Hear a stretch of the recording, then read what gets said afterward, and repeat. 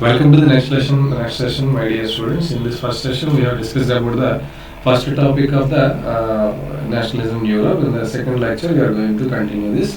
So, the making of nationalism in Europe. So, map మనం ఒక mid 18th century అని map కనుక మీరు అబ్జర్వ్ చేస్తే మిడ్ 18th సెంచరీ మ్యాప్ కనుక మీరు అబ్జర్వ్ చేస్తే మీకు ఎలా ఉంటుంది. సో రష్యా అన్నాండి యూరోప్ అనేది చిన్న చిన్న ఎంపైర్స్ కింద విడిపోయి ఉంటుంది. సో ఒక అంటే ఇప్పుడు ఈ మ్యాప్ కాదు, ఇంకా పాత మ్యాప్ చూస్తే కనుక you will understand after the Congress of Vienna, ఈ గ్రూప్ ఏదైతే ఉందో ఆఫ్టర్ వియన్నా కాంగ్రెస్ అయింది 1815 తర్వాత.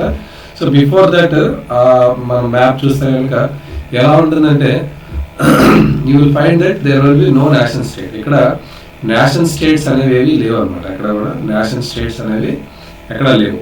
ఎలా ఉండేదంటే ఇప్పుడు ఒక్కొక్క ముక్క ఒక్కొక్క ఎంపైర్ కింగ్డమ్స్ కింద విడిపోయి ఉండేది అనమాట. You know that today's Germany, Italy, Switzerland ఒకప్పుడు అవి చిన్న మొక్కల కింద ఉండేవి. జర్మనీలో ఒక మొక్క ఏమో ఒక కంట్రీలో ఉంటే జర్మనీలో ఇంకో మొక్క ఇంకో కంట్రీలో ఉండేది. అలాగే ఇటలీలో ఒక మొక్క ఒక కంట్రీలో ఉంటే ఇంకో మొక్క ఇంకో కంట్రీలో ఉండేది. సో ఈ రకంగా సో ఒక కంట్రీ అంటూ ఒక నేషన్ అంటూ తయారు అవ్వలేదు అప్పట్లో. సో డిఫరెంట్ కంట్రీస్లో డిఫరెంట్ కింగ్డమ్స్లో ఇప్పుడున్న కంట్రీసే కొంత పీస్ ఒక కింగ్డమ్లో, కొంత పీస్ ఇంకో కింగ్డమ్లో ఇలా ఉండేవి. అయితే so autonomous territories like duchess, ఇప్పుడు అదే ఇక్కడ ఎగ్జాంపుల్ ఇచ్చాడు. జర్మనీ కానీ ఇటలీ కానీ స్విట్జర్లాండ్ కానీ అవి కింగ్డమ్స్ కింద విడిపోయి, సో డచెస్లో కొంత, ఓకే, తర్వాత క్యాంటోన్స్లో కొంత, whose rulers had their autonomous territories, ఆ రూలర్స్కి వాళ్ళ యొక్క టెరిటరీ ఉంటుంది. ఆ టెరిటరీలో కొంత జర్మనీ మొక్క వస్తుంది, కొంత ఇటలీ మొక్క వస్తుంది, కొంత స్విట్జర్లాండ్ మొక్క వస్తుంది. అలాగే సో సెంట్రల్ యూరోప్లో కొంత పోతుంది. ఈ రకంగా విడిపోయి ఉండేవన్నమాట. సో అక్కడ they did not see themselves as a sharing collective. ఇప్పుడు అక్కడ ఉన్న ప్రజలు కూడా, ఫర్ ఎగ్జాంపుల్ జర్మనీ పీపుల్ ఉన్నారు, వాళ్ళు జర్మన్ లాంగ్వేజ్ మాట్లాడతారు. సో వాళ్ళు పోయి ఇంకొక చోట వేరే కింగ్డమ్లో వాళ్ళు పార్ట్ అయ్యారు. అక్కడ కొంతమంది ఇటలీ పీపుల్ ఉన్నారు, వాళ్ళు ఇటాలియా మాట్లాడతారు. సో ఇలాగా అక్కడ వాళ్ళ మధ్యలో ఒక కలెక్టివ్నెస్ అనేది ఉండేది కాదు. వాళ్ళందరూ కూడా డిఫరెంట్ ప్లేసెస్ చెందిన వాళ్ళు కాబట్టి they did not see themselves sharing a collective identity. వాళ్ళ మధ్యలో కలెక్టివ్ ఐడెంటిటీ లేదు, అలాగే కామన్ కల్చర్ కూడా లేదు. వీడి కల్చర్ వేరు, వాడి కల్చర్ వేరు, సో కామన్ కల్చర్ కూడా లేదనమాట. Often they speak different languages. ఎందుకంటే వాడు వచ్చిన ప్లేస్ వేరు కాబట్టి వాడు మాట్లాడే లాంగ్వేజ్ వేరే, వీడు మాట్లాడే లాంగ్వేజ్ వేరే. వాళ్ళ ఎథనిక్ గ్రూప్స్ వేరే, వీళ్ళ ఎథనిక్ గ్రూప్, వాళ్ళ పేర్లు. ఇప్పుడు ఎథనిక్ గ్రూప్ అంటే అర్థం ఏంటి, వాడి పూర్వీకుల నుంచి దానికి ఒక గ్రూప్ పేరు ఉంటుంది. సో అలా ఆ ఎథనిక్ గ్రూప్స్ కూడా వేరు. For example the Habsburg empire that ruled over Austria Hungary, for example నేను తీసుకుంటే అదొక ప్యాచ్ వర్క్ లా ఉంటుంది. ఏదైతే మనం టైర్కి ఎక్కువ ప్యాచెస్ వేస్తే ఎలా ఉంటుంది, టైర్ చూడడానికి టైర్ తక్కువ ప్యాచ్లు ఎక్కువ ఉంటాయి. అలాగే అది కూడా ఒక ప్యాచ్ వర్క్ లా ఉంటుంది. అక్కడ మనకి డిఫరెంట్ కైండ్స్ ఆఫ్ పీపుల్స్ ఉన్నారు అందులో. ఆ ఆస్ట్రియన్ హంగరీ ఎంపైర్ లో మీరు అబ్జర్వ్ చేస్తే కనుక ఆల్పైన్ రీజియన్స్ నుండి టైరోల్స్ ఉంటారు, ఆస్ట్రియన్స్ ఉంటారు, ఓకే, స్టూడెంట్ ల్యాండ్ నుంచి బోహీమియా. సో ప్రిడామినెంట్లీ ఇప్పుడు వీళ్ళందరూ ప్రజలు వాళ్ళని పరిపాలించే ఆరిస్టోక్రసీ ఎవరు, జర్మన్ స్పీకింగ్. సో ఇక్కడ వీళ్ళందరూ ఒక కైండ్ ఆఫ్ పీపుల్ ఉన్నారు. వాళ్ళని పరిపాలిస్తున్న వాడు మాట్లాడే భాష వేరు, పీపుల్ భాష వేరు. ఇట్ ఆల్సో ఇంక్లూడ్స్ అందులో ఇంకా ఇటాలియన్ స్పీకింగ్ పీపుల్ ఉంటారు, లాంబార్డీ నుంచి చెందిన వాళ్ళు, అలాగే వెనీషియాకి చెందిన వాళ్ళు. ఇలాగా అంటే మీరు అప్పట్లో మీరు అబ్జర్వ్ కనుక చేస్తే, సో కింగ్ ఒక భాష మాట్లాడతాడు, ప్రజలు రకరకాల భాషలు మాట్లాడతారు. సో వాళ్ళు రకరకాల ప్లేసెస్ చెందిన వాళ్ళు అయి ఉంటారు. వాళ్ళకు ఒక కామన్ కల్చర్ ఉండదు, కామన్ ఎథనిక్ గ్రూప్ ఉండదు, కలెక్టివ్ ఐడెంటిటీ ఉండదు, కామన్ లాంగ్వేజ్ ఉండదు. సో ఇన్ని డిస్పారిటీస్, ఇన్ని డిఫరెన్సెస్ మధ్యలో వాళ్ళు బతికుండేవారు అనమాట. ఎందుకు వాళ్ళకున్న కలెక్టివ్నెస్ ఏంటంటే వాళ్ళందరినీ పరిపాలిస్తున్నటువంటి రాజు ఒక్కడు, అంతే. అదొకటే రీజన్ why they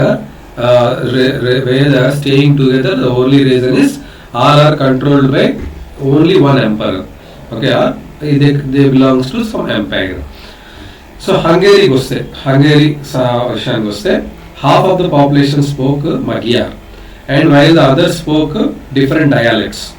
అయితే in Galicia the aristocracy spoke Polish. గలీషియా విషయానికి వస్తే ఆరిస్టోక్రసీ అంటే ఎవరైతే పరిపాలిస్తారో వాళ్ళు పాలిష్ మాట్లాడితే, కానీ అక్కడ ఉన్నటువంటి beside these 3 dominant groups they also lived with the boundaries of the umpire. So వీళ్ళు ఏవైతే డిఫరెంట్ డామినెంట్ గ్రూప్స్ ఉన్నాయని చెప్పినా, బిసైడ్స్ దీస్ 3 డామినెంట్ గ్రూప్స్ అంటే ఎక్కడ హంగేరీలో half Magyar, half different types of dialects. అదే హంగేరీలో గెలీషియాకి వస్తే అరిస్టోక్రసీ ఉంటాడు, వాడు పాలిష్ మాట్లాడతాడు. వీళ్ళ ముగ్గురు కాకుండా besides the 3 dominant groups they also lived in the boundaries of umpire. So ఇంకా చాలా చాలా రకాలైనటువంటి పీపుల్ అందరూ కూడా ఈ ఎంపైర్ బౌండరీస్ లో ఉండేవారు. సో ఇక్కడ ఈ ఎంపైర్ బౌండరీలో ఇంకెవరు ఉండేవారు? A mass of subject peasant people. So ఇక్కడ చాలా పేదవాళ్ళు. పీజెంట్ పీపుల్ అంటే ఏంటి? బాగా lower middle class people like Bohemians, Slovaks north లో ఉండేవారు. Slovenes in Carniola, okay, Croats to the south and Romans in the east. అంటే ఇక్కడ మీరు చూడాల్సింది ఏంటంటే ఇవన్నీ గుర్తుపెట్టుకునే అవసరం లేదు, కానీ మీరు తెలుసుకోవాల్సింది ఏంటి, ఇన్ని రకాలుగా అంటే ఒక కంట్రీలో ఇన్ని రకరకాల పీపుల్ అనేవాళ్ళు ఉండేవారు. ఓకే, సో వీళ్ళందరూ కూడా ఒక కామన్ ఐడెంటిటీ లేకపోయినప్పటికీ కూడా ఒక రాజు లేకపోతే ఒక బౌండరీ, ఒక ఎంపైరర్ బౌండరీలో ఉండటం వల్ల వీళ్ళందరూ కలిసి ఉండాల్సి వచ్చింది. వీళ్ళ మధ్య ఉన్నటువంటి కామన్ బైండింగ్ థింగ్ ఏంటి, కామన్ ఎలియన్స్ ఏంటంటే the emperor is the emperor. So what is common in all of them is the emperor. వీళ్ళందరూ కూడా ఒకే ఎంపరర్ ఇచ్చే రూల్ కాబడేవారు. ఓకే, కాబట్టి వాళ్ళందరూ కలిసి ఉండాల్సి వచ్చేది. అయితే how did nationalism and the idea of national state emerge? So ఇది అసలు నేషనలిజం అనే థాట్ ఎట్లా వచ్చింది, అసలు ఇది ఎలా ఎమర్జ్ అయింది? ఇక్కడ కథలోకి నెక్స్ట్ వచ్చేటప్పటికి ఏమవుతుందంటే aristocracy and the new middle class. అంటే ఇక్కడ ఎప్పుడైనా కూడా ఫస్ట్ ఆఫ్ ఆల్ మనందరం కూడా మనుషులు ఏం చేస్తాం, ఫస్ట్ మనం మన యొక్క బేసిక్ నీడ్స్ ఫుల్ఫిల్ అవ్వడం కోసం మనం బతుకుతాం. ఇప్పుడు కూడా మన ఫుడ్, మనకు ఒక షెల్టర్, మనకు ఒక క్లాత్, ఈ 3 ఉంటే this are the basic needs of any human being. So ఎప్పుడైతే అక్కడ హెడింగ్ లోనే ఉంది the aristocracy and the new middle class. So ఇప్పుడు మీకు మెల్లమెల్లగా ఇండస్ట్రియలైజేషన్ అనేది జరుగుతూ ఉంటుంది అన్నమాట. ఈ 19th సెంచరీలో ఇండస్ట్రియలైజేషన్ జరుగుతూ ఉంటుంది. ఇంగ్లాండ్లో 18th సెంచరీలోనే అయిపోయినప్పటికీ కూడా ఫ్రాన్స్ ఈ రీజియన్స్కి వచ్చేసరికి అయితే 19th సెంచరీలో ఎంటర్ అవుతుంది ఇండస్ట్రియలైజేషన్. అయితే దీనివల్ల చాలా చేంజెస్ వస్తాయి. అదేంటి ఈ పారాగ్రాఫ్ చూద్దాం. Social and politically landed aristocracy was a dominant class on the continent. So మొత్తం ఎక్కడైనా చూడండి, ఏ కంట్రీ చూడండి, aristocrats are the dominant class. Aristocrats అంటే ఏంటి? Ruling class. వీళ్ళు పరిపాలించే పీపుల్ని అరిస్టోక్రాట్స్ అంటారు, అరిస్టోక్రసీ అంటారు. వీళ్ళు కాంటినెంట్ ఎక్కడికి వెళ్ళినా throughout the world, throughout the European continent వాళ్ళే డామినెంట్ పీపుల్ ఉంటారు. వాళ్ళ చేతుల్లోనే ల్యాండ్స్ ఉంటాయి, వాళ్ళ చేతుల్లోనే పవర్స్ ఉంటాయి. సో వీళ్ళందరూ కూడా యునైట్ అయి ఉండేవారు ఒక కామన్. వీళ్ళందరూ కూడా వీఆర్ ఆల్ అరిస్టోక్రాట్స్. మనందరం కూడా అరిస్టోక్రాట్స్, మనందరం రూలింగ్ క్లాస్. కాబట్టి ఈ members of this class, so the members of this class are united by a common way. ఎందుకంటే నువ్వు రాజువి, నేను రాజువి, నువ్వు రూలింగ్ క్లాస్, నేను రూలింగ్ క్లాస్. ఈ రకంగా వీళ్ళ మధ్య ఒక కామన్ ఐడెంటిటీ, ఒక కామన్ అటాచ్మెంట్ ఉండేది అనమాట, కామన్ వే ఆఫ్ లైఫ్. వీళ్ళందరూ కూడా రాజులు కాబట్టి చాలా లావిష్గా బతుకుతారు. సో రీజనల్ డివిజన్స్ ఉంటాయి వీళ్ళ కింద. రీజనల్ డివిజన్స్ అంటే వీళ్ళు ఒక్కడికి ఒక బౌండరీ ఉంటుంది కదా. Okay, so they owned. అంటే ఫర్ ఎగ్జాంపుల్ ఇక్కడ రాజు ఉన్నాడు ఈ డివిజన్లో, ఇక్కడ రాజు ఉన్నాడు ఇంకో డివిజన్లో. ఓకే, సో వీడు కింగే, కింగ్ 1, కింగ్ 2. సో వీళ్ళు చాలా దూరంగా ఉన్నప్పటికీ కూడా వీళ్ళ మధ్యలో చాలా కామన్నెస్ ఉంటుంది in the way of life. So they owned.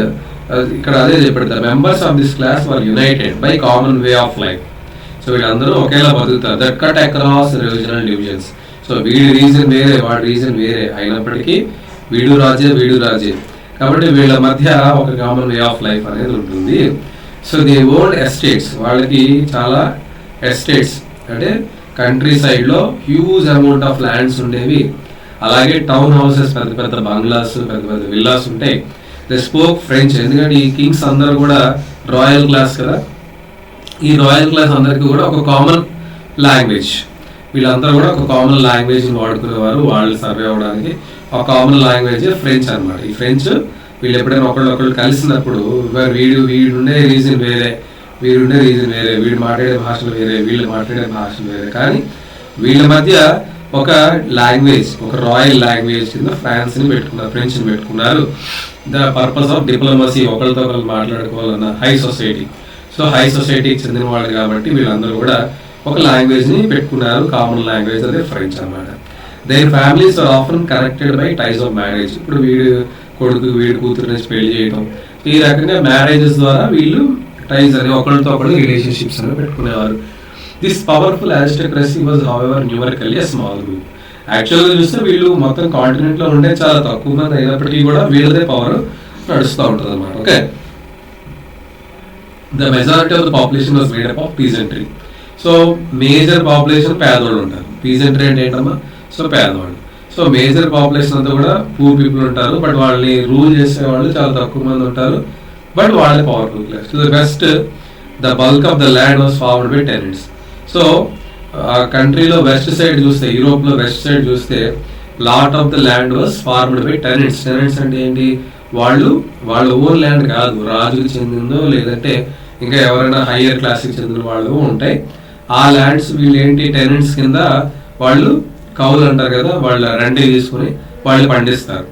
And లేదా చిన్న చిన్న ల్యాండ్ హోల్డర్స్ ఉంటారు, పెద్ద ల్యాండ్ హోల్డింగ్ ఉండదు, చిన్న చిన్న స్మాల్ ఓనర్స్ ఉంటారు.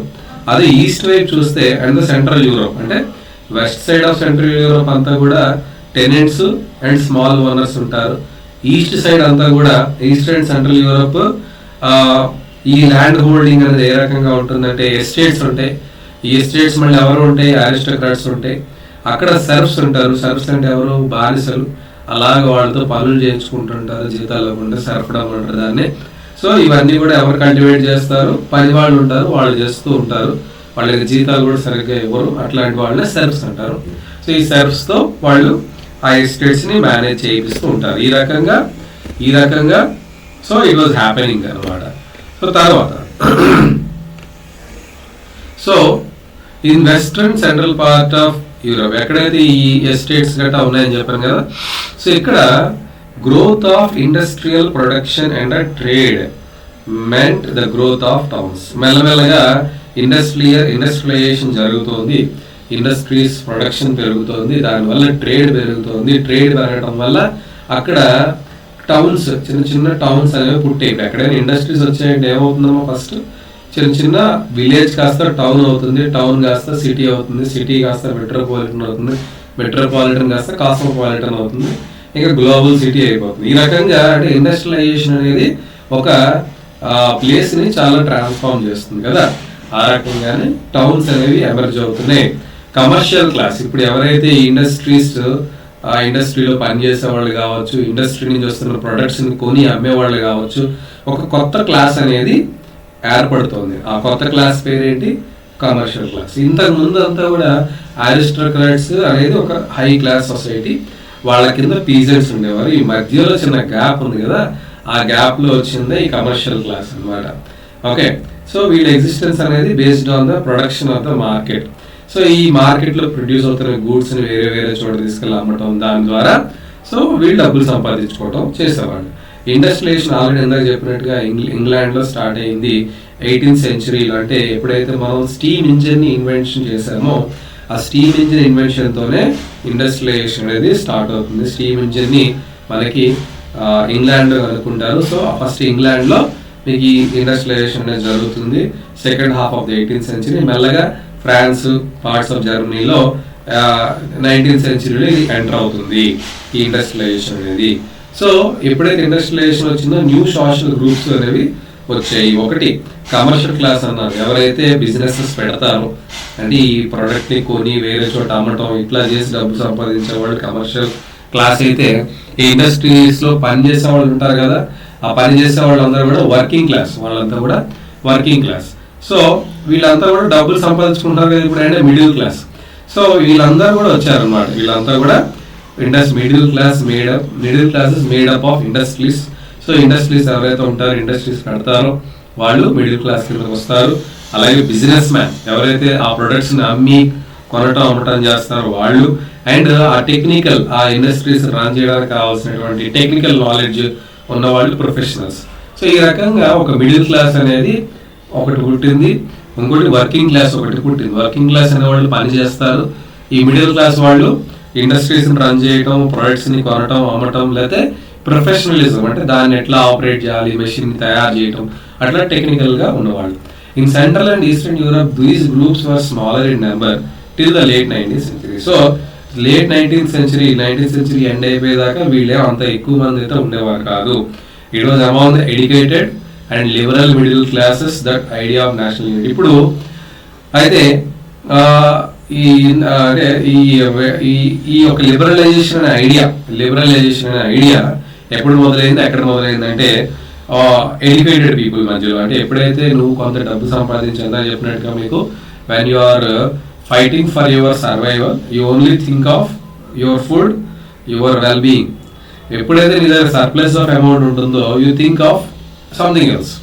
అంతే కదా, ఇప్పుడు నీ దగ్గర డబ్బులు చేతిలో ఉన్నాయి, అప్పుడు నువ్వేం ఆలోచిస్తావు, నేను ఎందుకు ఇట్లా బతుకుతున్నాను, నేను ఇంకాస్త లావిష్గా ఇంకాస్త ఫ్రీ లైఫ్ని ఎంజాయ్ చేయలేనా, ఎందుకు రాజులకే అన్నీ ఉండాలి మనకి ఎందుకు ఉండకూడదు అనే థాట్ అనేది వస్తుంది కదా నీ చేతిలో డబ్బులు ఉన్నప్పుడు. సో అప్పుడు వచ్చిన ఐడియానే ఈ నేషనల్ యూనిటీ అనమాట. అంటే సో మొదట్లో ఈ నేషనల్ యూనిటీ అనేటటువంటి ఐడియా ఎవరి దగ్గర మొదలైంది, ఎడ్యుకేటెడ్ పీపుల్ అండ్ కొత్తగా గ్రో అవుతున్న మిడిల్ క్లాస్లో లిబరల్ ఐడియాస్ ఉన్నటువంటి లిబరల్ మిడిల్ క్లాస్ పీపుల్లో ఈ నేషనల్ యూనిటీ అంటే నేషనలిజం, మనందరం కలవాలి ఒకటి అవ్వాలి అనే థాట్ అనేది స్టార్ట్ అయింది. Following the abolition of aristocratic privileges gained popularity. So దానికి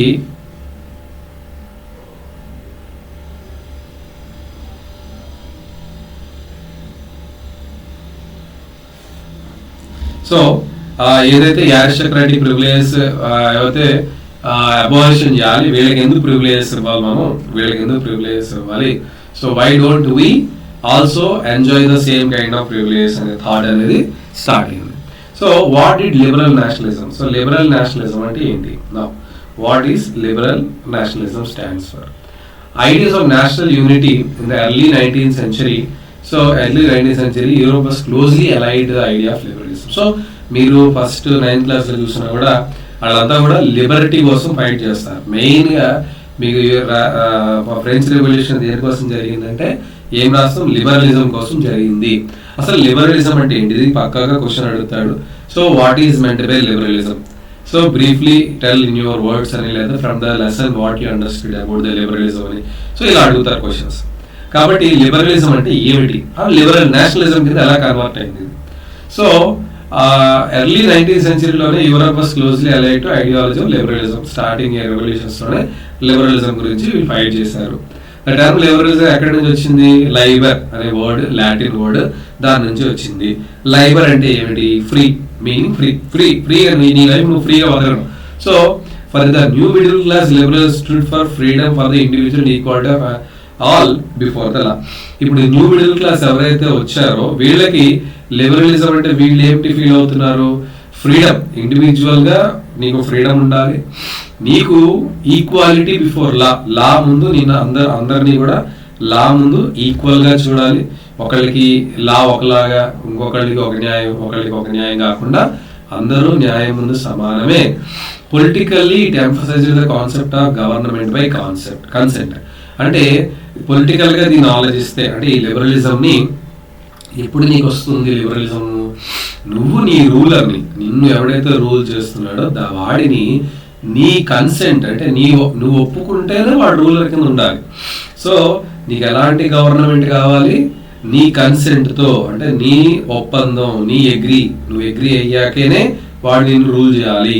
అంతేగాని నీకు ఎగ్రీ లేదు, వాడు నన్ను రూల్ చేయడం నీకు ఇష్టం లేదని వాడు దిగిపోవాలి. ఇంకొకటి ఎవడైతే నీకు ఇష్టం వాడు నిన్ను రూల్ చేయాలి. ఈ రకమైన గవర్నెన్స్ వస్తేనే మనకి లిబరల్ గా మనం బతుకుతున్నామని లెక్క. So politically it emphasised the concept of government by consent. So మన కన్సెంట్ ఉంటేనే గవర్నమెంట్ చేయాలి, లేదంటే గవర్నమెంట్ దిగిపోవాలి. Since the French revolution liberalism has stood for the end of autocracy. So French revolution నుంచి చూస్తూ ఉంటే కనుక లిబరలిజం దేనికోసం వాళ్ళు ఎక్కువ ఫైట్ చేశారు? ఆటోక్రసీ, అంటే ఎవడైతే సింగిల్ పర్సన్స్ కోసం పనిచేసే డెసిషన్ మేకింగ్, ప్రజల గురించి ఆలోచించకుండా వాడి గురించి తీసుకునే డెసిషన్ మేకింగ్ ని వాళ్ళు ఉండకూడదనే ఫ్రెంచ్ రెవల్యూషన్ లో ఫైట్ చేశారు. అలాగే క్లెరికల్ ప్రివిలేజెస్, అంటే ఏదో నామకి వస్తే వాడికి అంటే పుట్టుకతోనే వాడికి ప్రివిలేజెస్ రావటం, మిగతా వాళ్ళకి లేకపోవటం. సో ఈ రకమైన ప్రివిలేజెస్ అనేవి ఉండకూడదు. ఒక ప్రివిలేజ్ నీకు వచ్చింది అంటే దానికి ఏదో ఒక రీజన్ ఉండాలి, అప్పుడు నీకు ప్రివిలేజ్ ఇవ్వాలి. అండ్ కాన్స్టిట్యూషన్ ఉండాలి, కాన్స్టిట్యూషనల్ మొనార్కీకి అనుకున్నాం. 9th క్లాస్ ఫ్రెంచ్ రెవల్యూషన్ మీరు చూస్తే కాన్స్టిట్యూషన్ రాసుకుంటారు. And representative government through parliament, అంటే ప్రజల నుంచి ఎన్నుకోబడినటువంటి రిప్రజెంటేటివ్స్ ఎవరైతే ఉంటారో వాళ్ళ ద్వారా పరిపాలన చేయటం, that is called through parliament. So పార్లమెంట్కి వీళ్ళు ఎన్నుకున్న వాళ్ళు పార్లమెంట్కి వెళ్తారు, సో వాళ్ళు కంట్రీని రూల్ చేస్తారు. ఈ రకంగా ఉండాలి అనుకుని ఫ్రెంచ్ రెవల్యూషన్ అనేది స్టార్ట్ చేశారు.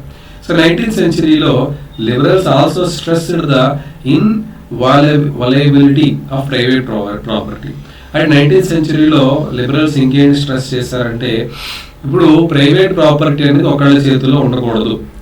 ఓకే, అది ఇన్వాల్యబిలిటీ అంటే ఏంటంటే అది ఒకే చోట కనుక మొత్తం ప్రైవేట్ ప్రాపర్టీ ఉండిపోతే మరి మిగతా వాళ్ళు ఎట్లా బతుకుతారు, అందరూ టెనెంట్స్ బతకాలి కదా. సో దానికి వీళ్ళు ఎగ్నెస్ట్ అనమాట. సో అది ప్రైవేట్ ప్రాపర్టీ అనేది స్ప్రెడ్ అవ్వాలి, అందరికీ అందుబాటులో ఉండాలి.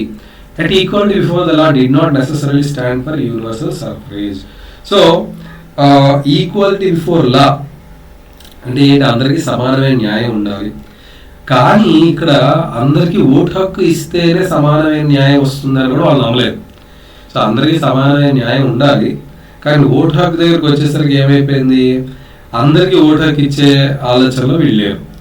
ఓకే, సో మనం కనుక రివల్యూషనరీ ఫ్రాన్స్ స్టార్టింగ్లో లిబరల్ డెమోక్రసీ స్టార్టింగ్లో వచ్చినప్పుడు వాళ్ళు మనకి మీకు అక్కడ కన్జర్వేటివ్స్ మనకి కాన్స్టిట్యూషనల్ మొనార్కీ వస్తుంది 9th క్లాస్లో. అక్కడ మీరు అబ్జర్వ్ చేస్తే కాన్స్టిట్యూషనల్ మొనార్కీ వచ్చినప్పుడు రైట్ టు ఓట్ ఎవరికి ఇచ్చారు, ఎవరైతే ప్రాపర్టీ ఉంటుందో. మీరు 9th క్లాస్ సోషల్ ఒకసారి మళ్ళీ వెనక్కి చూస్తే అక్కడ కాన్స్టిట్యూషనల్ మొనార్కీని తీసుకొచ్చి పెడతారు. అక్కడ మళ్ళీ మీకు అసెంబ్లీ ఉంటుంది, పార్లమెంట్ ఉంటుంది. పార్లమెంట్కి మనకి థర్డ్ ఎస్టేట్ వాళ్ళు కూడా వెళ్తారు. సో కానీ అక్కడ ఏం పెట్టాడు ప్రొసీజర్, ఓట్ చేయడానికి ఓన్లీ ప్రాపర్టీ అయినా ఉండాలి, లేకపోతే మినిమం ఇంత అమౌంట్ ట్యాక్స్ కట్టాలి. సో వాళ్ళకి మాత్రమే ఓటింగ్ రైట్ ఇచ్చారు. తర్వాత జాకోబిన్స్ వచ్చి ఏం చేశారు, so men without property and all women were exclude from political right. తర్వాత జాకోబిన్స్ వచ్చారు, రాబర్స్పియర్ వచ్చాడు. రాబర్స్పియర్ వచ్చాక ఏం చేశాడు, అందరి అడల్ట్ మేల్కి సఫ్రేజ్ ఇచ్చాడు. ఓకే, తర్వాత నెపోలియన్ కోడ్ వచ్చింది, మళ్ళీ అగైన్ లిమిటెడ్ సఫ్రేజ్లోకి తీసుకుని వెళ్ళిపోయాడు. అండ్ ఉమెన్కి మైనర్ అనే స్టేటస్ ఇచ్చి వాళ్ళకి ఓటింగ్ రైట్ నుంచి పక్కన పెట్టేశారు. సో ఇక్కడ ఫాదర్స్ అండ్ హస్బెండ్స్ మాత్రమే ఓట్ చేయడానికి అధికారం కల్పించాడు నెపోలియన్ కోడ్ ద్వారా. ఓకే, నెపోలియన్ కోడ్ ద్వారా ఈ రకంగా అంటే equality before law does not mean that giving voting right to every citizen. Equality before లా వేరు, యూనివర్సల్ అడల్ట్ సఫ్రేజ్ వేరు. సో ఈ రెండింటికి తేడా ఉంది ఇక్కడ. ఈ లిబరల్ నేషనలిజంలో చాలా ఇంపార్టెంట్ పాయింట్ ఏంటంటే వీళ్ళు యూనివర్సల్ సఫ్రేజ్కి అగెనెస్ట్, అందరికీ ఓటింగ్ రైట్ ఇవ్వాలనేది వీళ్ళు కోరుకోరు. Okay, so they are against to this universal suffrage. But equality before law, అందరికీ సమానమైన న్యాయం జరగాలని మాత్రం కోరుకుంటారు. అయితే throughout the 19th century and early 20th centuries women and non propertied men are organised opposition. So దీనికి ఎగ్నెస్ట్ గా late 19th century and the beginning of the 20th century కూడా ఉమెన్ అండ్ ఆస్తులు లేని, ప్రాపర్టీ లేని men వాళ్ళు ఎప్పటికప్పుడు ఈ political right కోసం ఫైట్ చేస్తూనే ఉన్నారు. మాకు ఓటింగ్ రైట్స్ కావాలి, మేము ఇక్కడ సిటిజన్స్మే, మాకు ఓటింగ్ రైట్స్ ఇవ్వాలని చెప్పి వీళ్ళు ఫైట్ చేస్తూ ఉన్నారు. ఇన్ ద ఎకానమిక్ స్పియర్ అంటే ఏంటంటే ఎకానమీ కోణంలో చూస్తే, ఎకానమిక్ అంటే ఏదైతే బిజినెస్ చేసే వాళ్ళ యాంగిల్లో చూస్తే, బిజినెస్ చేసేవాళ్ళు కానీ, ఈ కమర్షియల్ క్లాస్ కానీ, మిడిల్ క్లాస్ ఎవరైతే ఇండస్ట్రీస్ కానీ, వీళ్ళ కోణంలో, వీళ్ళ అండర్స్టాండింగ్లో లిబరలిజం అంటే వీళ్ళకి ఏం కావాలంటే freedom of markets and abolition of state imposed restrictions on the movement of good and capital. Okay, so వీళ్ళ దృష్టిలో లిబరలిజం అంటే ఏంటంటే ఫ్రీడమ్ ఆఫ్ మార్కెట్. అంటే మార్కెట్ వీళ్ళు ఎక్కడికి వెళ్ళి వ్యాపారం చేయాలన్నా వీళ్ళకి ఫ్రీడమ్ కావాలి. అంటే అక్కడికి వెళ్ళడానికి మళ్ళీ ట్యాక్సెస్ కట్టాలి, లేదా ఈ గూడ్ ఇక్కడ రాకూడదు, అట్లాంటి ఈ రిస్ట్రిక్షన్స్ లేకుండా గూడ్స్ని కానీ క్యాపిటల్ని కానీ మూవ్ చేయగలిగే ఫ్రీడమ్ ఇవ్వాలి. డ్యూరింగ్ ద 19th century ఈజీగా ఎగ్జాంపుల్గా మనం చూస్తాం ఇప్పుడు. So this was a strong demand for the emerging middle class. 19th centuryలో బిజినెస్ మొదలయ్యాయి కదా. సో బిజినెస్లు పెరిగాయి కదా. సో అప్పుడు ఈ అవసరం అనేది చాలా పెరిగింది అనమాట. ఈ మార్కెట్లో ఫ్రీడమ్ లేకపోవడం వల్ల, లేదంటే రకరకాల ఇబ్బందులు మీరు ఇప్పుడు చూస్తారు. let us take an example of a German speaking region. So first half of the 19th century లో Napoleon administrative measure had created. So Napoleon కదా starting Napoleon administrative reforms చేశాడు కదా, has created countless small principalities, a confederation of 39 states. So జర్మనీలో Napoleon ఏం చేశాడంటే చిన్న మొక్కల్ని ఒక్కొక్క స్టేట్ కింద చేసి జర్మనీని విడదీశాడు. మొక్కలుగా తయారు స్టేట్స్ కింద విడదీశాడు, 39 స్టేట్స్ కింద విడదీశాడు. సో ఇప్పుడు ఈ ఒక్కొక్క స్టేట్ ఒక్కొక్క కరెన్సీ, ఒక్కొక్క వెయిట్, ఒక్కొక్క మెజర్మెంట్, వాళ్ళ మెజర్మెంట్ వేరే, వీడి మెజర్మెంట్ వేరే.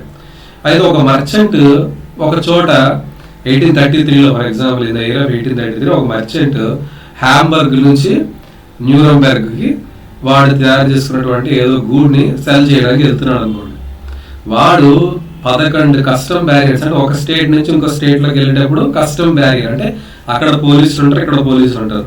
సో వాళ్ళు చెక్ చేస్తారు ఏ మెటీరియల్ నువ్వు నా స్టేట్లో తెస్తున్నావు, ఎందుకు తెస్తున్నావు, అండ్ ఇంత మెటీరియల్ తెస్తున్నావు కాబట్టి నువ్వు ఇక్కడ ఉన్న స్టేట్కి కొంత ట్యాక్స్ కట్టాలి, అప్పుడే మా స్టేట్ నుంచి నేను నెలవేస్తాం. యాక్చువల్గా ఆ స్టేట్లో ఏం పని లేదు, వాడు పట్టుకెళ్తుంది వేరే స్టేట్. కానీ ఈ స్టేట్ పాస్ అవ్వాలంటే, ఈ స్టేట్ నుంచి వేరే స్టేట్కి వెళ్ళాలంటే నువ్వు కొంత ట్యాక్స్ కట్టాలి, 5%. అంతైతే అంటే యాక్చువల్గా వాడికి ఆ స్టేట్తో సంబంధమే లేకపోయినా వాడు అక్కడ సేల్ చేయడానికి కూడా అనట్లా, దారిలో ఆ స్టేట్ వచ్చింది.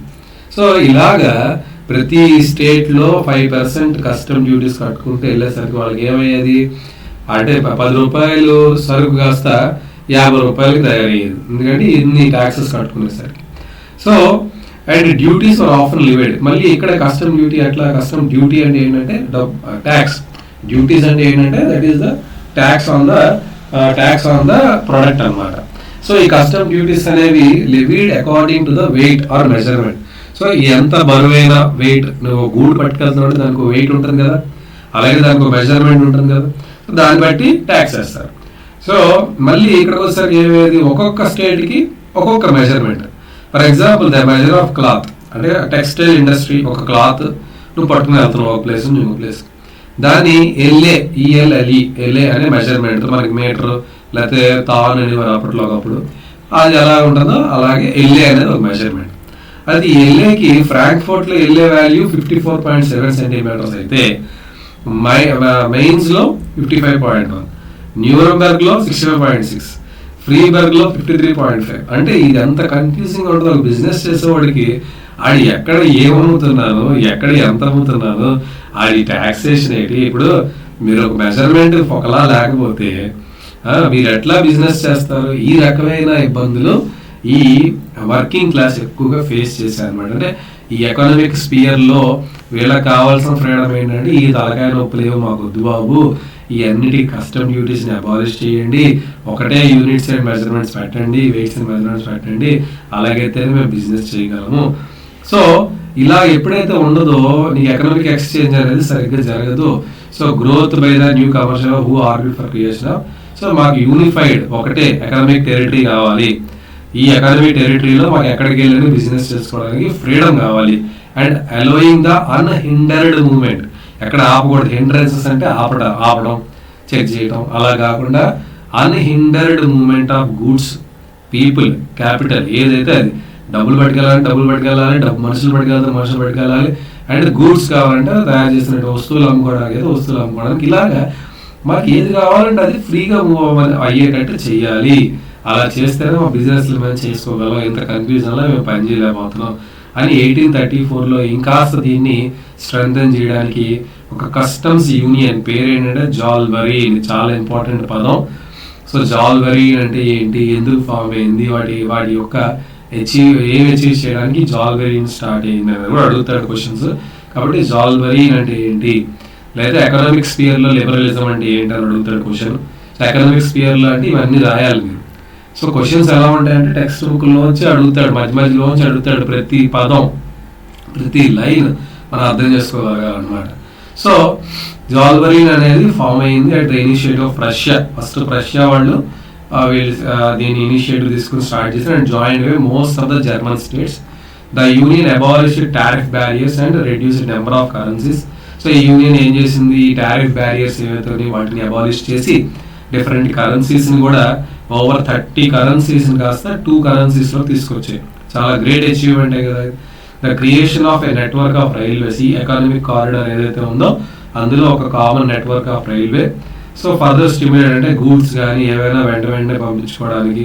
ఓకే, ఈ రకంగా ఎకనామిక్ ఇంట్రెస్ట్ని టు నేషనల్ యూనిఫికేషన్. ఈ రకంగా అంటే ఒక టెరిటరీ, ఈ నేషనల్ యూనిఫికేషన్ ఎట్లా, నేషనల్ యూనిఫికేషన్ ఎట్లా జరిగింది. ఇప్పుడు ఇది జర్మనీ అంతా ఇందాక 39 మొక్కలు అయింది. ఆ మొక్కలు కాస్త వీళ్ళు ఏం చేశారు, కలిపారు, యునైట్ చేశారు. యునైట్ 30 ఉన్న కరెన్సీస్ని ఒక 2 కరెన్సీస్ చేశారంటే యూనిఫికేషన్ జరిగింది కదా. ఇక్కడ కరెన్సీ రూపంలో జరిగింది, ఇంకా టెరిటరీ రూపంలో జరిగింది. ఇక్కడ creation of A network. So common network create చేసుకున్నారు. ఓకే, సో ఈ రకంగా వీళ్ళు ఏం చేశారు, సో యూనిఫైడ్ ఎకనామిక్ టెరిటరీ తయారు చేసుకున్నారు. ఈ బిజినెస్ పీపులే కొంత నేషనలిజంని అర్థం అంటే మనందరం కలిస్తే ఇంత బాగుందా, ఇంత మంచిగా మనం గ్రో అవుతున్నామా, మరి కంట్రీయే కలిస్తే ఇంకెంత బాగుంటుందో అనే థాట్ ప్రాసెస్ అనేది వీళ్ళలో. A wave of economic nationalism strengthened the wider nationalism sentiments. So first of all వీళ్ళకి ఏం తెలిసింది, ఎకనామిక్ నేషనలిజం అంటే ఏంటో అర్థమైంది. అంటే ఎకానమిక్ అంటే ఇక్కడ మనం ఏంటి యునైట్ చేస్తాము, ఒకటి ఎకానమిక్ టెరిటరీని యునైట్ చేస్తాము, 2 ఒక నెట్వర్క్ ఆఫ్ రైల్వే, అంతా ఈ ఎకనామిక్ టెరిటరీలో ఒక నెట్వర్క్ ఆఫ్ రైల్వేని యునైట్ చేస్తాము, తర్వాత డిఫరెంట్ కరెన్సీస్ని 2 కింద యునైట్ చేస్తాము. ఇన్ని యూనిషన్స్ జరిగాయి ఇక్కడ. సో దీన్ని బట్టి నాకు అర్థమైంది, మనం ఇంత యూనిఫికేషన్ జరిగితే ఇంత బాగుంటుందా, అయితే దీన్నే ఇంకాస్త వైడర్ వేలో కంట్రీ కిందకి అప్లై చేయకూడదు అనేదే నెక్స్ట్ అన్నమాట.